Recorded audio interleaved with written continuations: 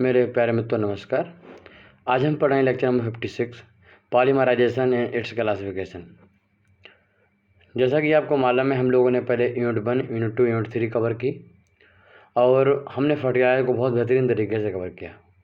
Fertiliser section में हमने अपना सबसे पहले अमोनिया कवर किया और अमोनिया के बाद नाइट्रोजन हाइड्रोजन को कवर किया और फिर अमोनिया कवर किया, फिर उसके बाद यूरिया कवर किया और इसको पूरा करने के बाद फिर हमने यहाँ पर एसएसपी कवर किया, सिंगल सुपर फास्फेट और ट्रिपल सुपर फास्फेट कवर किया। आपको समझाया, इंडस्ट्रियल तरीके से समझाया कैसे बनता है। और इन सब चीज़ों के बाद फिर मैंने आपको ammonium chloride as a fertilizer use होता है उसके बारे में बताया और याद दिलाया कि जो मॉडिफाइड सॉइल प्रोसेस है, डुअल प्रोसेस है, उससे कैसे लिंक करता है। आपने देखा कि 25% उसमें नाइट्रोजन होता है। ऐसे हमने बहुत सारे फर्टिलाइजर सेक्शन में कई टाइप के फर्टिलाइज़र और 16 न्यूट्रिएंट्स के बारे में बात की। आपको याद है कि हमने नेचुरल न्यूट्रिएंट्स के बारे में बात की, CHO के बारे में बात की, प्राइमरी न्यूट्रिएंट्स के बारे में बात की, मतलब NP के बारे में बात की, NPK के बारे में। फिर हमने सेकेंडरी न्यूट्रिएंट्स के बारे में बात की, कैल्शियम, मैग्नीशियम और सल्फर के बारे में बात की। फिर हमने माइक्रो न्यूट्रिएंट के बारे में बात की, है ना, जो मैंने आपको समझाया। तो वो सारे कंटेंट आप लोगों ने देखे। इसमें मोलिब्डेनम था, क्लोरीन था, बोरान था, वो अपने प्रॉपर तरीके से देखा। तो आज हम बात करने वाले हैं क्या बोलते हैं इसको, पॉलीमर टेक्नोलॉजी की। हम लोगों ने पॉलीमर टेक्नोलॉजी को बहुत बेहतर तरीके से पढ़ना है और इसको बेसिकली समझना है मुझे। क्या पूछ रहे हैं? माइक्रो न्यूट्रिएंट्स के बारे में, ठीक है। माइक्रो न्यूट्रिएंट्स जो है, मैंने आपको बताया कि इसमें हमारे लगभग ऐसे हैं कि टोटल 16 है, तो 3 और 3 6, 6 और 3 9, 7 रहेगा, 7 जो है माइक्रो न्यूट्रिएंट है। इसमें हमारा आयरन आता है, फेमन आयरन आता है, मैग्नीज आता है और कूजन कॉपर आता है, जिंक आता है, बोरान आता है और मोकल मतलब मोलिब्डेनम आता है, क्लोरीन आता है। फेमन, कूजन, भी और बी, मोकल, इस तरीके से 7 एलिमेंट। तो पॉलीमराइजेशन एंड इट्स क्लासिफिकेशन के बारे में हम बात करने वाले हैं। तो फिर अपना इसके बाद फिर आपने क्या किया था कि अमोनियम नाइट्रेट को देखा, हम नाइट्रिक एसिड भी देखा और इसके बाद एक दो और कंपाउंड है, कैन देखा, कैल्शियम अमोनियम नाइट्रेट, हाइड्रोजन देखा कैसे बनता है, वो सारी चीज़ें, सीमेंट फिर आपने कवर किया, ऑक्सीजन कवर किया, नाइट्रोजन कवर किया। वो इतनी चीज़ों को कवर करने के बाद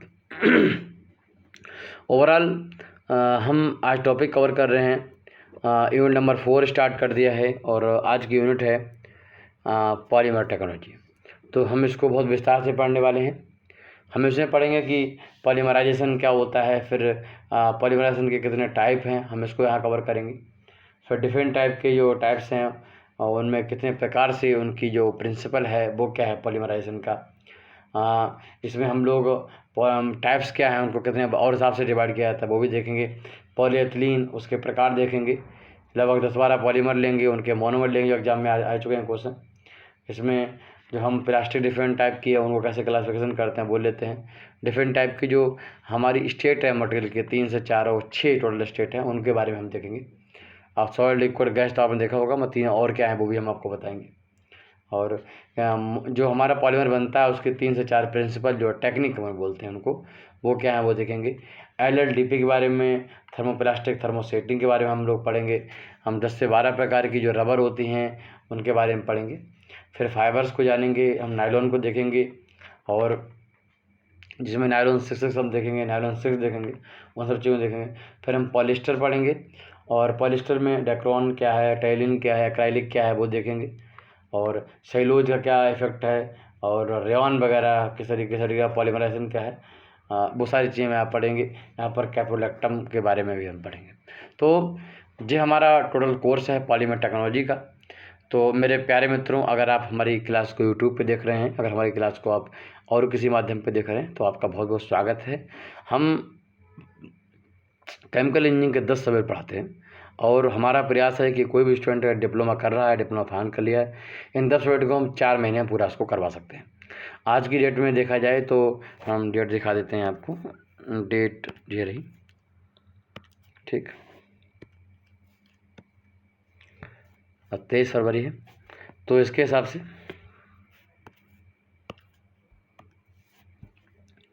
ठीक है। तो फिलहाल हम स्टार्ट करते हैं आज का टॉपिक, पॉलीमराइजेशन इट्स क्लासिफिकेशन। बहुत ही महत्वपूर्ण टॉपिक है और इसको हम समझने का प्रयास करते हैं। सभी लोग हेडिंग डालेंगे पॉलीमराइजेशन, ठीक, हेडिंग पड़ेगी पॉलीमराइजेशन।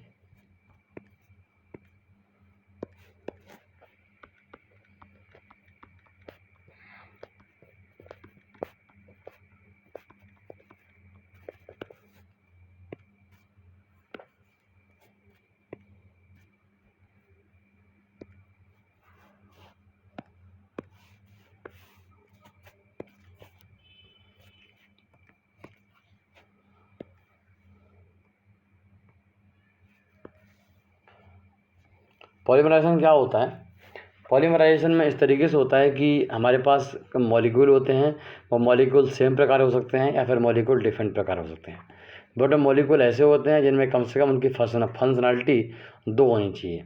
फंक्शनलिटी का मतलब है कि अगर कोई मॉलिक्यूल इस तरीके से है कि वो अपनी 2 फंक्शनलिटी है, मतलब अपने दोनों तरफ कम से कम 2 मॉलिक्यूल, एक यहाँ पर एक यहाँ पर अटैच कर सकता है, तो ऐसे मॉलिक्यूल पॉलीमर बनाने की जो मिनिमम क्राइटेरिया है उसको क्वालिफाई करते हैं। ठीक, जैसे अगर आप डिप्लोमा कर रहे हो तो कम से कम आपने 10th किया हो, ये आपकी क्या है, मिनिमम क्राइटेरिया है और एक कसौटी है, क्वालिफिकेशन है। अगर आपने ऐसा किया हुआ है तो आप डिप्लोमा कर सकते हो। अगर बीटेक करना है तो आपने या तो डिप्लोमा इन केमिकल इंजीनियरिंग में डिप्लोमा कोई भी किया है और उसके साथ में या फिर आपने इंटर किया है तो आप बीटेक कर सकते हो। तो इसी कंडीशन के साथ में जो सबसे पहला पैरामीटर है कि अगर कोई मॉलिक्यूल है, क्या सारे मॉलिक्यूल पॉलीमर बनाते हैं, सारे मोनोमर, सारे मतलब कोई भी मॉलिक्यूल है, क्या सारे मॉलिक्यूल जो है मोनोमर होते हैं, क्या वो पॉलीमर बना सकते हैं? तो इसका आंसर है नहीं। वही मॉलिक्यूल पॉलीमर बना सकते हैं जिनकी फंक्शनलिटी कम से कम 2 है, मतलब उनके 2 ऐसी जगहें रिक्त हैं जहाँ पर 2 मॉलिक्यूल आपस में बॉन्डिंग कर सकते हैं, दिस इज कॉल्ड फंक्शनलिटी। तो फंक्शनलिटी उनकी कम से कम 2 होनी चाहिए। तो हम बात कर रहे हैं पॉलीमराइजेशन की। तो बहुत सारे मॉलिक्यूल ऐसे हैं जिनकी फंक्शनलिटी 2 से ज़्यादा होती है या फिर 2 होती है, वो क्या करते हैं, आपस में जुड़ जाते हैं और बड़ा मॉलिक्यूल बनाते हैं। ये जो एक्टिविटी है इसको पॉलीमराइजेशन कहते हैं और जो बड़ा मॉलिक्यूल बनता है इसको हम पॉलीमर कहते हैं। तो हम बात करने वाले हैं पूरी चैप्टर में पॉलीमराइजेशन की, तो लिख लेते हैं इसको, लिखिएगा कि if many small molecule, in small molecule को हम क्या बोलते हैं? तो आंसर है मोनोमर कहते हैं इनको। यानी अगर कोई भी पॉलीमर है तो वो डिफरेंट मॉलिक्यूल मोनोमर से बना होगा, डिफरेंट मॉलिक्यूल से बना होगा। ये मॉलिक्यूल एक ही प्रकार के हो सकते हैं या फिर अलग अलग 2 या 3 प्रकार के मॉलिक्यूल हो सकते हैं। मगर देखा जाता है कि मॉलिक्यूल ज़्यादातर एक ही प्रकार के होते हैं और बहुत वैरायटी मिलती है, 2 प्रकार मिलते हैं, रेयर मिलता है 3 प्रकार के मॉलिक्यूल मिलते हैं। तो कहने का मतलब यह है कि वो बहुत सारे स्मॉल मॉलिक्यूल होते हैं, छोटे मॉलिक्यूल होते हैं, इनको मोनोमर कहते हैं। ठीक, अब लिखो linked together to form a large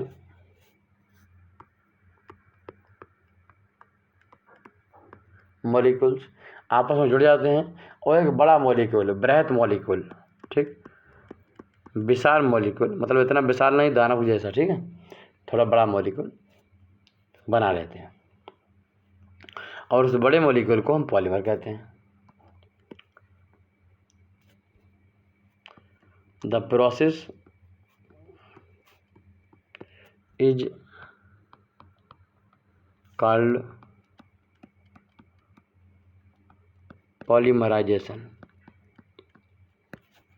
ठीक, तो ये जो हमारा डेफिनेशन है, ये पॉलीमराइजेशन की डेफिनेशन, ये मोनोमर है, ये पॉलीमराइजेशन है, इसको अंडरलाइन कर लीजिए, ये पॉलीमर है। ठीक, अब बात आती है कि जो पॉलीमराइजेशन होता है वो कितने प्रकार से होता है, उसका क्लासिफिकेशन क्या है। लिखिएगा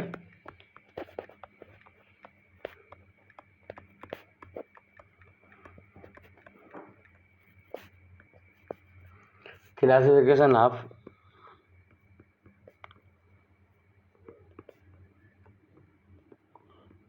पॉलीमराइजेशन।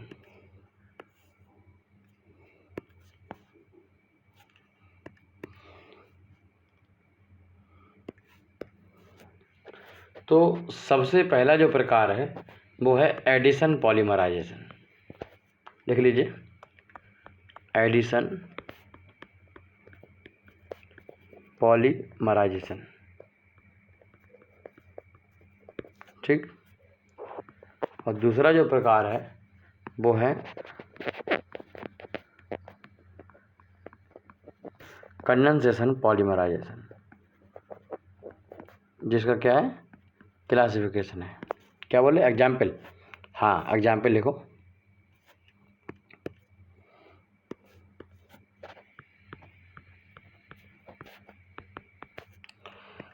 एडिशन पॉलीमराइजेशन में क्या होता है कि इसमें मॉलिक्यूल जो होते हैं ज़्यादातर तो एक ही प्रकार के होते हैं। तो इसमें हो सकता है कि 2 प्रकार के मॉलिक्यूल भी हो, इसमें कोई दिक्कत नहीं। तो मॉलिक्यूल 1 या 2 जो भी हैं, मॉलिक्यूल आपस में जुड़ जाते हैं और एक नया मॉलिक्यूल बनाते हैं, और उस मॉलिक्यूल, बड़ा मॉलिक्यूल के अलावा और साथ में कुछ नहीं बनता है। ठीक। तो इसको हम, अगर ऐसे कुछ मॉलिक्यूल, ऐसा पॉलीमर फॉर्म हो रहा है कि साथ में कुछ और नहीं बन रहा है, सिर्फ मॉलिक्यूल जुड़ जा रहे हैं आपस में, एक बड़ा मॉलिक्यूल बना रहे हैं, तो ऐसी एक्टिविटी को हम एडिशन पॉलीमराइजेशन कहते हैं। ये पॉलीमराइजेशन का एक क्लासिफिकेशन है, टाइप है। ठीक। तो इसमें हो सकता है कि ये जो हमने जो टाइप सिलेक्ट, एडिशन पॉलीमराइजेशन में क्या हो सकता है कि यह जो है अपने आप में होमो पॉलीमराइजेशन भी हो सकता है, होमो पॉलीमराइजेशन भी हो सकता है, और या फिर जो को पॉलीमराइजेशन भी हो सकता है।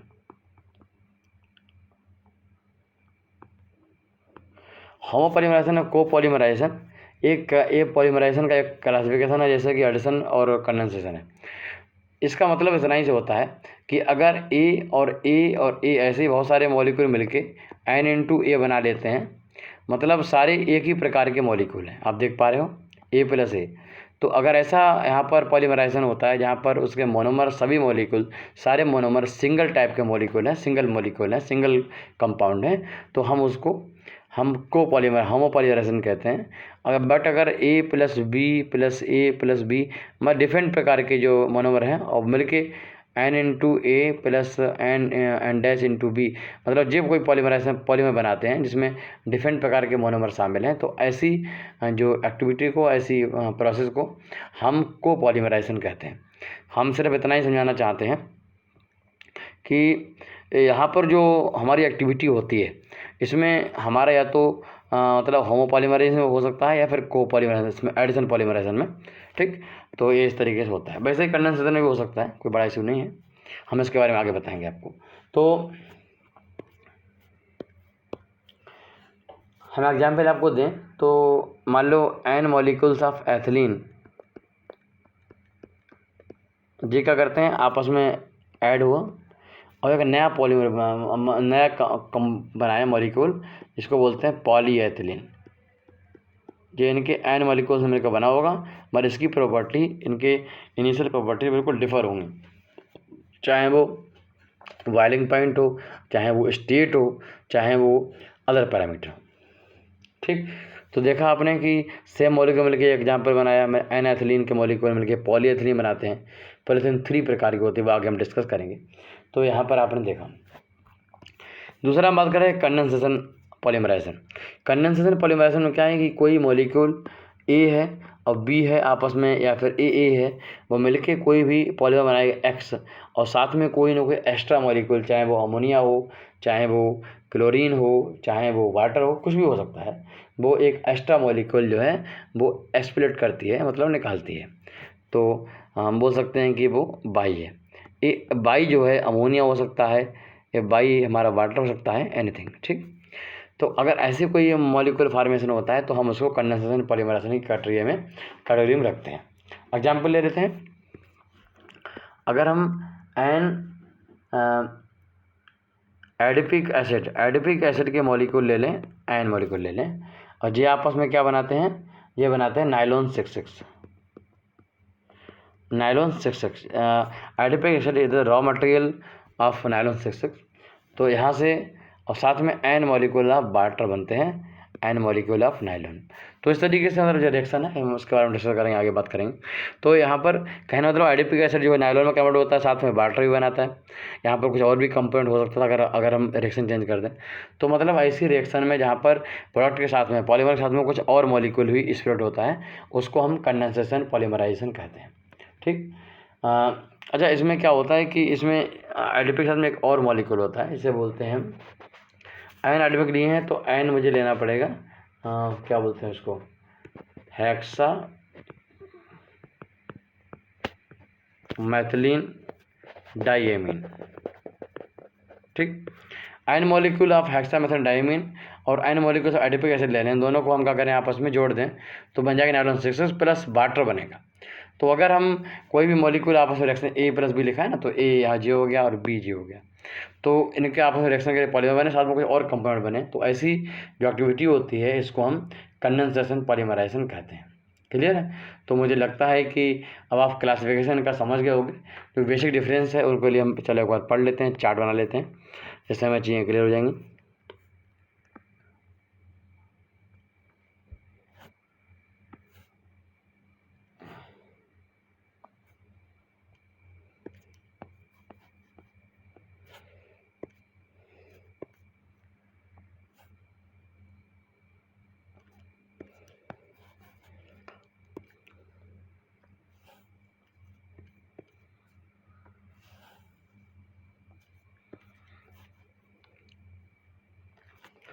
चलिए, हम जो लेफ्ट साइड वाला जगह है इसमें लिख लेते हैं एडिशन पॉलीमराइजेशन,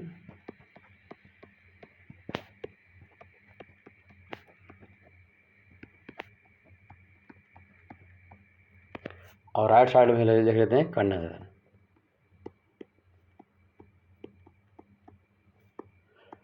इनमें हमें चेक करना है कि बेसिक डिफरेंस क्या है, इससे हमें आइडिया लग जाएगा एक्चुअली जो होते क्या है, इनमें क्या डिफरेंस है। अगर आपको किसी भी टॉपिक को समझना है तो आपको उनमें डिफरेंस मिलना चाहिए, मगर आपको हर जगह डिफरेंस नहीं करना है। सोशल बहुत सारे टॉपिक हो सकते हैं तो डिफरेंस नहीं, आप उनमें सिमिलरिटी भी फोकस कर सकते हो, तो ये पॉजिटिव पॉइंट है। तो हम बात कर रहे थे कि अगर एडिशन पॉलीमराइजेशन होता है तो कोई भी अदर मॉलिक्यूल जैसे कि वाटर है, क्लोरीन है, कोई भी चीज़ यहाँ पर जो है स्प्रेड आउट नहीं होती है। ठीक। तो यहाँ लिखो स्प्लिट आउट या फिर split no any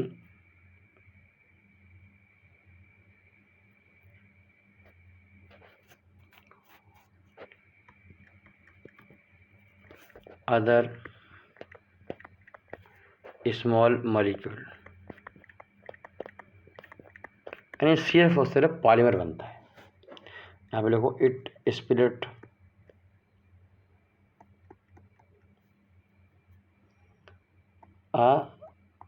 extra small molecule, वो वाटर हो सकता है, अमोनिया हो सकता है, क्लोरीन हो सकता है, कुछ और भी हो सकता है।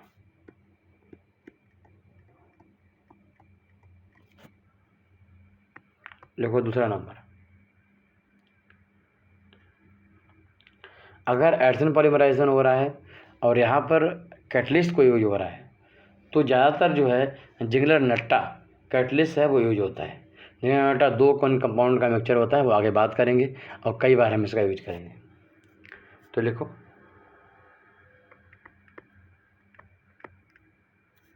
देयर आर कैटालिटिक रिएक्शन, मैंने आपको सीआरई में पढ़ाया है कि ऐसे रिएक्शन जिनमें कैटलिस्ट यूज होता है उनको कैटालिटिक रिएक्शन कहते हैं। जैसे कि हम बात करें हम हैबर प्रोसेस की, तो है ना, तो हैबर प्रोसेस में हमारा आयरन कैटलिस्ट यूज होता है। अगर हम बात करें हाइड्रोजन ऑफ ऑयल की तो वहाँ पर निकल कैटलिस्ट यूज होता है। अगर हम बात करें एस्टोसोफोर प्रोसेस की तो वहाँ पर हम देखा कि प्लेटिनम कैटलिस्ट यूज होता है in process of contact process. अगर हम उसको बना रहे हैं चैम्बर प्रोसेस तो वहाँ पर NO2 जो है वो वहाँ पर नाइट्रोजन के ऑक्साइड हैं वो वहाँ पर होते हैं कैटलिस्ट। कैटलिस्ट बहुत ज़्यादा क्वेश्चन आपका था कि सर यूरिया में कोई कैटलिस्ट यूज होता है, तो यूरिया में कोई कैटलिस्ट यूज नहीं होता, हमने आपको पहले भी एम्फसाइज किया बताया। तो ऐसी रिएक्शन जिनमें कैटालिटिक रिएक्शन होती है उनको हम क्या बोलते हैं, कैटालिटिक रिएक्शन, मतलब कैटलिस्ट प्रेजेंट होता है तो उनको हम कैटालिटिक रिएक्शन बोलते हैं। हर रिएक्शन के लिए कैटलिस्ट जरूरत भी नहीं होती और कई बार रिएक्शन के लिए कैटलिस्ट मिलता भी नहीं है, तो दोनों वजह हैं। हर कोई चाहता है कि वो रिएक्शन अगर हम रिएक्टर में चाहे बैच वाइज या फिर कंटिन्यूस मैनर में हो रही है तो कैटलिस्ट मिल जाए तो अच्छी बात है। बट R&D होने के बावजूद भी कई बार हमें कैटलिस्ट नहीं मिलता है, और हम नहीं चाहते कि ऐसे कैटलिस्ट हम ज़बरदस्ती यूज करें जो कि हमारे रिएक्शन को प्रभावित करे, नुकसान करे। तो इसमें लिखो विद, इसमें ज़्यादातर जो रिएक्शन होती हैं हमारी एडिशन रिएक्शन, उनमें एक कैटलिस्ट होता है, इसको बोलते हैं जिगलर नट्टा। ये दो अलग अलग साइंटिस्ट के नाम हैं। तो यहाँ पर रिएक्शन जो होती हैं वो कैटलिस्ट रिएक्शन होती हैं, और जो कंडेंसेशन पॉलीमराइजेशन है यहाँ पर कैटलिस्ट रिएक्शन नहीं होती हैं, मतलब यहाँ पर कैटलिस्ट की ज़्यादा यूज नहीं होता है। लिखो इट इज नॉन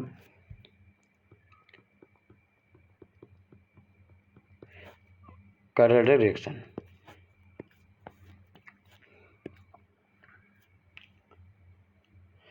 इसमें लिख लो बात कि हमने बोल दिया कैटलिस्ट रिएक्शन नहीं होती है, इसका मतलब नहीं हो ही नहीं सकती। तो लिखो कुछ रिएक्शन ऐसी हो भी सकती हैं जो कि कैटालिटिक रिएक्शन हो और वो जो है कंडेंसेशन पॉलीमराइजेशन में आती हो, तो बट मे बी कैटालिटिक। ठीक, तीसरा पॉइंट लिखो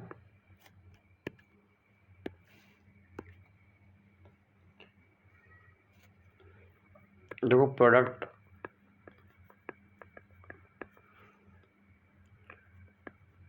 आर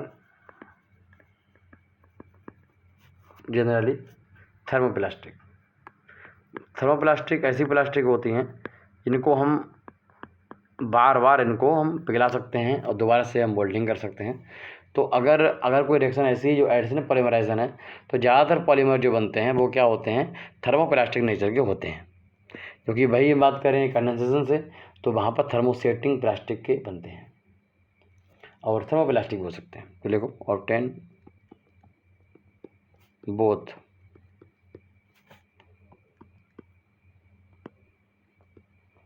थर्मोप्लास्टिक एंड थर्मोसेटिंग, ऐसी चीज़ें जो कि हम एक बार उनको पिलाएं, मतलब एक बार हमने बन गई, उनको दोबारा पिलाएंगे तो दोबारा से वो रिमोल्ड नहीं होंगी बट डिस्ट्रॉय हो जाएंगी।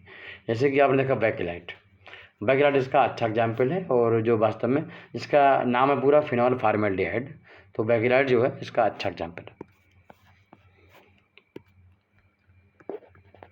चौथा इसमें लिखो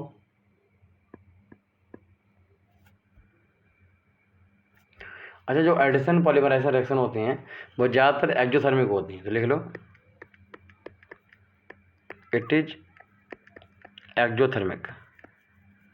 एक्जोथर्मिक रिएक्शन अगर हो रही है तो मुझे, अगर वो रिएक्शन एक्जोथर्मिक हो रही है और मुझे उसका रेट ऑफ रिएक्शन है उसको बढ़ाना है, कन्वर्जन बढ़ाना है, तो हमें उसके हीट को तुरंत रिमूव करना पड़ेगा। तो हम उसको ऐसे रिएक्टर में बनाएंगे जिसमें चारों तरफ जैकेटिंग हो, हम कूलिंग वाटर बाहर से फ्लो करेंगे, उनको एनर्जी को रिमूव करेंगे। तो this is the mandatory condition. तो यहाँ पर और हम ध्यान रखेंगे हीट को वहाँ पर बैलेंस करना बहुत ज़रूरी है, क्योंकि वो हीट ही है जो विस्कोसिटी को इंक्रीज करती है, वो हीट है जिसकी वजह से हमारी चोकिंग होती है, वो हीट है जिसकी वजह से हमारी मिक्सिंग कॉस्ट अफेक्टेड होती है। तो इट इज़ द एक्जोथर्मिक, और यहाँ लिखो इट इज एंडोथर्मिक। जो रिएक्शन ऐसे होते हैं जो कंडेंसेशन प्रकार की हैं वो ज़्यादातर एंडोथर्मिक होती है, मतलब इनको हीट सप्लाई हमें करना पड़ता है, मतलब जैकेट में हम इस बार कूलिंग वाटर नहीं, हम स्टीम डालेंगे। चलिए पांचवा जो प्रकार है, जो डिफरेंस है वो लिख लेते हैं पांचवा प्रकार का, और इसमें हम कुछ और नहीं लिखेंगे, एग्जाम्पल्स लिखेंगे।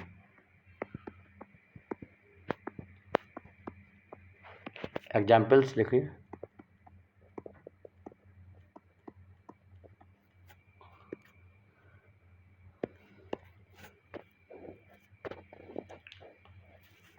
पहला एग्जाम्पल लिखो पॉलीएथिलीन, जिसे शॉर्ट फॉर्म में हम PE बोलेंगे। दूसरा एग्जाम्पल लिखो पॉलीप्रोपाइलीन,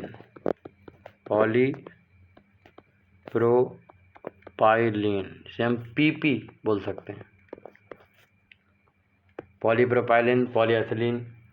तीसरा लिखो PTFE,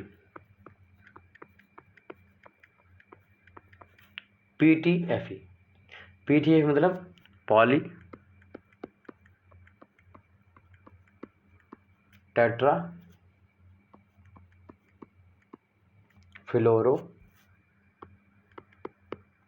एथिलीन, पॉली टेट्रा फ्लोरो एथिलीन। चौथा लिखेंगे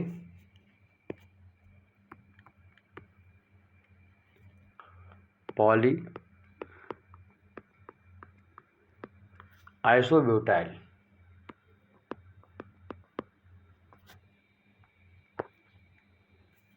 PBC,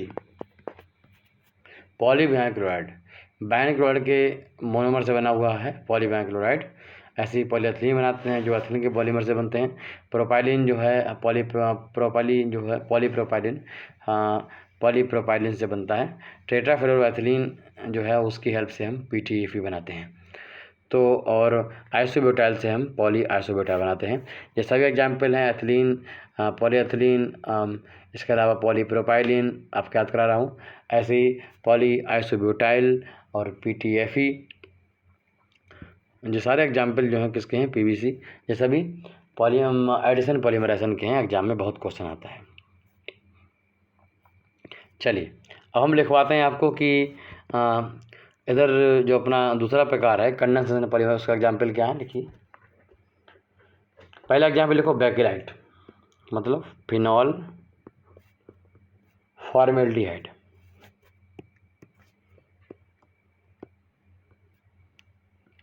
फॉर्मेल्डिहाइड, ठीक, जिसका एक नाम क्या है, बेकेलाइट। बहुत ही फेमस नाम है बेकेलाइट। इलेक्ट्रिक बहुत सारे जो आइटम होते हैं वो बेकेलाइट से बनाए जाते हैं। और इसको आप अगर कबाड़ी में बेचोगे तो वो कबाड़िया इसको नहीं लेगा, वो बोलेगा सर हमारे से किसी काम के नहीं, इसको वापस ले जाओ। जब हम पहले छोटे हुआ करते थे तो गांव में गोलागरी बिकने आती थी, सोन हलवा बिकने आता था, बेर बिकने, चाट बिकने आती थी। तो कभी कुछ ऐसे आइटम मिलते थे जो इस टाइप की प्लास्टिक से बने होते थे, तो हमें तो पता नहीं था भाई ये क्या चक्कर है। बड़ा मुश्किल से तो प्लास्टिक ढूंढ के मिलती थी, उस प्लास्टिक वगैरह ढूंढते थे। कई बार तो बड़ा इंतजाम करते थे कि मम्मी जब ख़राब हो गई है ना, ये किसी काम की नहीं है, वो करो क्या है, वो हो गई कर, अब हो गई कर, ले चलो। अब भाई ले के पहुँचे दुकान वाले के पास जो सामान बेचता था साइकिल वगैरह से, ये ले लोगे, ऐसे दे दो मुझे चाट या फिर गोला करिए एनीथिंग। तो फिर वो बोलता था कि नहीं ये नहीं चलेगी। सोचते रहते थे कि इसका क्या मतलब है, क्यों बोल रहा है नहीं चलेगी, क्या लफड़ा है। और दूसरा लड़का लेके आता प्लास्टिक जो इस टाइप की होती थी, रिसाइकलिंग वाली थर्मोप्लास्टिक, उसके दे देता। तो बड़ा झगड़ा हुआ था, भाई देख सुने भाई हम बोल दिया नहीं लेते तो क्यों पीछे पड़े हो। तो वो सब चीज़ें बड़ा याद आती हैं, और आज हम इंजीनियरिंग पढ़ रहे हैं तो काफ़ी चीज़ें समझ में आती हैं। दूसरा प्रकार है यूरिया फॉर्मेल्डिहाइड।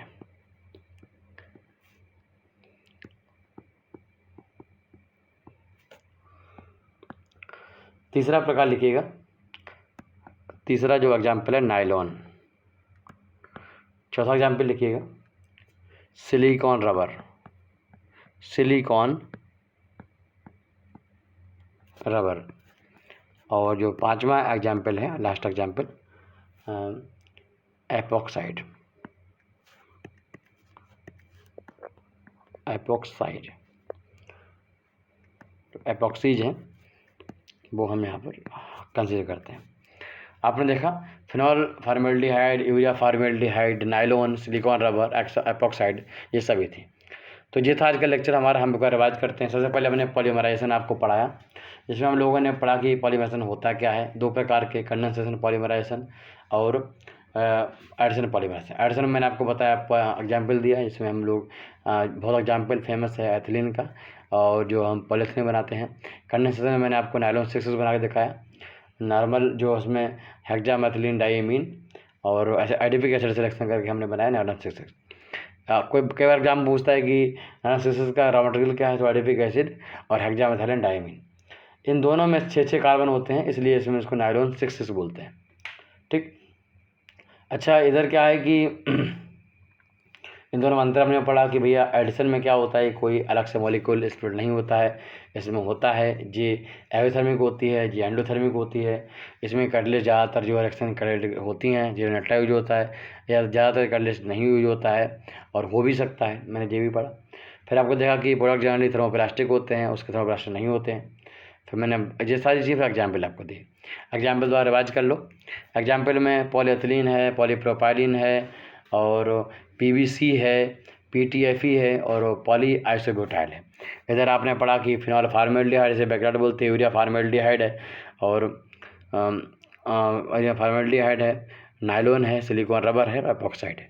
तो ये एग्जाम्पल थे। हम लोग फिर नेक्स्ट क्लास में पढ़ेंगे नेक्स्ट टॉपिक के साथ। हम एडिशन पॉलीमराइजेशन की टेक्निक क्या है, कैसे करने प्रकार का होता है, उसमें स्टेप एडिशन पॉलीमराइजेशन क्या है, चेन पॉलीमराइजेशन क्या है, वो हम पढ़ेंगे। अगर आपने हमारी पेड क्लासेस ज्वाइन नहीं की हैं यूट्यूब पे, हमारे एप्लीकेशन पे, केमिकल गुरु एप्लीकेशन पे, तो आप ज़रूर ज्वाइन कर लीजिए।